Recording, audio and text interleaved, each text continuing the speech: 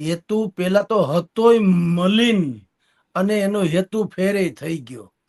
પેલાય સારું નતું, જયારે ગોઠવણ.com થઈ ત્યારે આપણને ખબર નથી. કહેવામાં તો બહુ રૂપાળું આવ્યું હતું.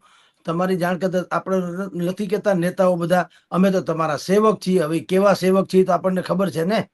બસ એના જેવું હતું કે ભાઈ એ લોકોએ જે તે સમયે માર્કેટિંગ યાર્ડોની રચના થઈ ત્યારે શું કીધું કે ગામમાં અભણ ખેડૂતો પાસેથી ભણેલા ગણેલા વેપારી લોકો એમ કે છેતરીને એના ખળેથી માલ લઈ જાય છે અને ગરીબ માણસોને એના ભાગમાં કઈ આવતું નથી વગેરે વગેરે. એટલે એમ કે અમે એક સહકારી ધોરણે એવું ખેડૂતો માટેનું યાર્ડ અમે રાખીએ જ્યાં તમારો માલ જે છે એ વાજબી દાવે તમને મળી જાય, તમને દામ બરાબર મળે, તમારું શોષણ ન થાય. અને માર્કેટિંગ યાર્ડ જે છે એ પાછું આખું ભારત ને ગુજરાતથી માટે દેશ સુધીમાં દુનિયામાં વેપાર વગેરે કરશે આમ ને તેમ. આવા બધા રૂપાળા બહાનાસર માર્કેટિંગ યાર્ડોની, જેને ખેત ઉત્પન્ન બજાર સમિતિ એવું બધું તો નામ રૂપકડો આપવામાં આવ્યું. હવે અનુભવે શું થયું, આમ તો ઘણા વર્ષોથી આ દબાયેલી સ્પ્રિંગ હતી, અનાયાસે આમ તો ઉછળી.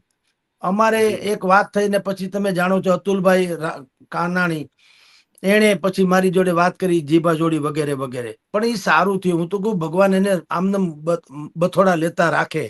કારણ શું છે કે તો આપણે ઊંડા ઉતર્યા એટલે ખબર પડી કે આ તો ચુડેલના વાહા જેવું છે. આ માર્કેટિંગ યાર્ડનો જે આખો ધંધો છે, ખેડૂતોને ફાડી ખાવાના ધંધા છે, સત્તાવાર રીતે કાળો ઘેર છે. અત્યાર સુધી જે માર્કેટિંગ યાર્ડ વિશે હું બોલી ચુક્યો છું કે ભાઈ ખેડૂતોને લૂંટવામાં આવે છે. હવે તમે જુઓ બધા જ વિડીયો બધા અપલોડ કરે છે ને સોશિયલ મીડિયામાં. ગઈકાલે જ ગોંડલ માર્કેટિંગ યાર્ડનો વિડીયો અપલોડ થયો. તમે વિચાર કરો, એમાં ઉપર લખ્યું છે કે કંસનો દરબાર જોઈ લો કેવો હોય.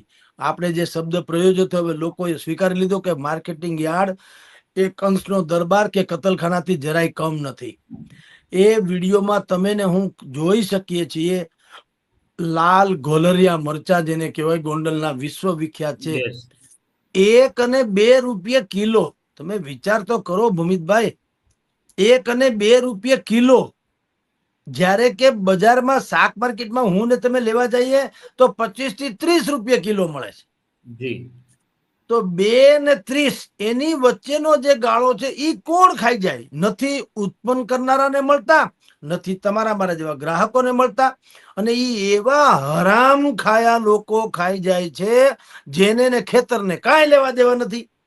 10 બાય 10 ની ઓરડી જેવી ખોલી જેવીમાં એક છગન મગન નામે ટ્રેડિંગ દુકાનનું બોર્ડ પાટિયું હું મારી દે, એની ને માર્કેટિંગ યાર્ડના ઓક્શનલ કરનારા જે કર્મચારી હોય એની ને વેપારીઓની ને ઓઇલ મિલરોની ને જીનિંગ મિલો ફેક્ટરી વાળાની ને એવી કાર્ટિજ છે કે 10 વરુ ભેગા થઈને સિંહને ફાડી ખાય એમ આ બધી કાર્ટિજ ભેગી થઈ અને ખેડૂતને ફાડી ખાય.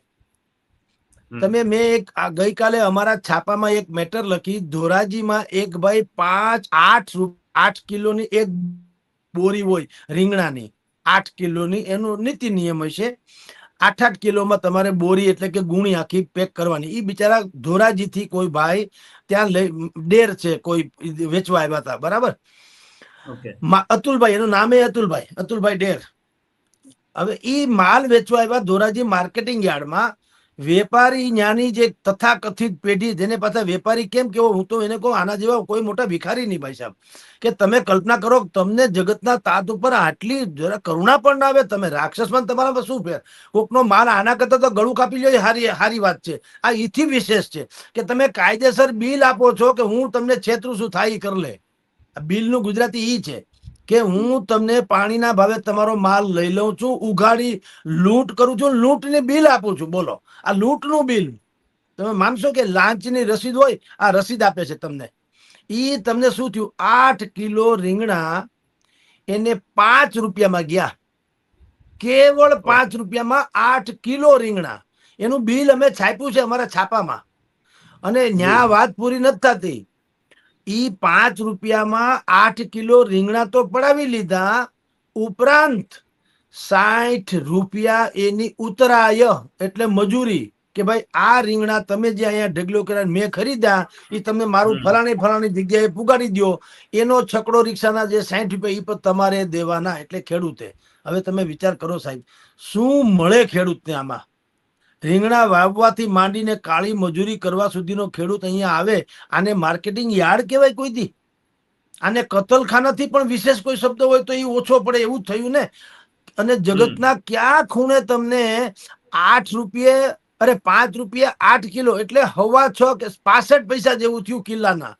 તમે વિચાર તો કરો, 65 રૂપિયે 65 પૈસે ક્યાંય રીંગણા કિલો મળે છે? ભલામણા કેટલા ખતરનાક! આ તો લેનારા ને હું તો કહું, આને હું માણસ, અને ખાલી રીંગણા જ નથી એમ કહો તો હાલે. આ તો હદ થઈ ગઈ.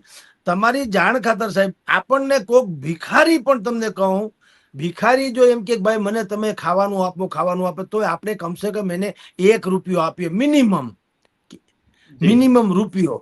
ક્યાંય હવે તો પાવલી ને એવું કે રહ્યું નથી, 5 પૈસા કે આમ કે તેમ કે. પણ આપણને એમ થાય કે ભાઈ આ પાવલી કે એમ કઈ આપવામાં આનું કઈ દળદળ ફીટે ખરું? કમસે કમ 1 રૂપિયો તો આપીએ. ભિખારીને વાત કરું છું. તો આ તો જગતનો તાત છે, એને તો કાળી મજૂરી કરી છે, બરાબર. આખું કુટુંબ એમાં ખરપાઈ ગયું ત્યારે રીંગણા ઉતર્યા છે. હવે આ આરામ ખાયા લોકો એની પાસેથી આટલા સસ્તામાં બધી જ ખેતીની જણસો પડાવી લે. તમે કલ્પના તો કરો. તો ખેડૂત આમાં, હું તો હવે આને બાગાયતી પાક નહીં, હવે આમાં બગાવતી પાક કરવાની જરૂર છે. બગાવત, બાગાયતી નહીં. હવે બગાવતી જે ખેડૂતો થવાની જરૂર છે. નહીતર આ લોકો તો આમને ચીરી નાખે ખેડૂતોને. આ તો હજી આપણે અત્યારે આ મુદ્દો ઉખડ્યો છે ને હવે હજારો નહીં લાખો કિસાનો જાગૃત થયા છે. ઇવન તો મારા જેવા નાના પત્રકારની માથે પણ તમે જુઓ, વોટ્સએપમાં ઢગલો થાય એટલા બધા દસ્તાવેજી પુરાવાઓ મને બધા મોકલે છે સાહેબ, કે જુઓ ક્યાં કેવું કૌભાંડ થાય છે. ભાવનગરમાં માર્કેટિંગ યાર્ડની હાલત કેટલી ખરાબ છે એ એક ભાઈએ વિડીયો જાહેર કરી, રમૂજી ઓલા શૈલીમાં, પણ બિલકુલ સરસ વિડીયો બહાર પાડ્યો છે. જુઓ સુવિધાના નામે કેવું મીંડું છે. ત્યાં જે શેષ ઉઘરાવવામાં આવે છે ખેડૂતો પાસેથી, એ શું કામ? કે માર્કેટિંગ યાર્ડમાં આવનારા જે ખેડૂતો છે એની સુવિધા માટે, એની શૌચાલય, એને રહેવાની વ્યવસ્થા, એને ખાવાની વ્યવસ્થા, એનો માલ બગડે નહીં, પરલે નહીં, કોઈ ગેરવલે ન જાય, એના માટે તેની વ્યવસ્થા, આ બધા માટે શેષ ઉઘરાવે એટલા માટે હોય છે. એને બદલે તમે જુઓ આખું ભાવનગર માર્કેટિંગ યાર્ડ જીર્ણ શીર્ણ થઈ ગયું હોય એવું હાવ ખંડેર હાલતમાં છે. અને બધાના કોબી, ટમેટા, મરચા એના કચરાના ઢેગલાની જેમ ચારેકોર વેર વિખેર પડ્યા છે. અને કોઈ જાતનું આવરણ નથી. વરસાદ આવે તો તમારા પાક એટલે કપાસથી માંડીને મગફળીનું જે સત્યાનાશ થવું એ થાય. તમે વિચાર કરો સાહેબ, આ શેના શેષ ને ક્યાં જાય? અને આ બીજું એનાથી પણ વધુ ગંભીર વાત તમને કહું ભૂમિતભાઈ, આ બધું જ હું ને તમે કાલ ને કાલ જાણી ગયા એટલે કૌભાંડ ખુલી ગયું એવું નથી. આ સરકારી તંત્ર બેવકૂફ લોકો, એ લોકો પહેલેથી જાણે છે, ભાગીદાર છે. માર્કેટિંગ યાર્ડો ઈ ખેડૂતોને બિલકુલ કાબુમાં રાખી અને આ તથાકથિત રાજકારણીઓ પોતાના રોટલા શેકવાનું એક એપી સેન્ટર છે. એપીએમસી સેન્ટર નહીં, એપી સેન્ટર છે. એપી સેન્ટર છે, એપીએમસી નહીં દોસ્ત. ઈ તમને કહું છું. કરુણાની આપણે, મને એમ થાય ખરેખર કોક માણસ જો આપણે ઘરે એમને રીંગણા વેચવા આવે ને એમ કે ને કે સાહેબ આ 8 કિલોની બોરી છે, તમે 8 રૂપિયા આપી દો બસ, તો આપણે માણસ તરીકે એમ થાય ના ના ભાઈ 8 રૂપિયામાં 8 કિલો ન લેવાય, બજારમાં 20 રૂપિયા મળે છે, હાલ હું તને 15 આપું કમસે કમ. આપણે માનવ સહજ માનવતાના નથી ભાઈ, 15 રૂપિયા હાલો, 5 રૂપિયા ઓછા બસ. પણ એટલા બધા તો સસ્તામાં લેતા જીવ ન હાલે. એ આરામ ખાયા તો બાકાયદા લે છે ને એનું પાછું બિલ આપે છે. મેં તને છેતરો, આલે મારું બિલ. તમે વિચાર તો કરો. તો સરકારમાં અક્કલ ન હોય? આવું તે હોતું છે ક્યાંય? હવે આ આવું ઠેર ઠેર છે, ઠેર ઠેર આવું છે. તમામે 220 જેટલા માર્કેટિંગ યાર્ડો છે.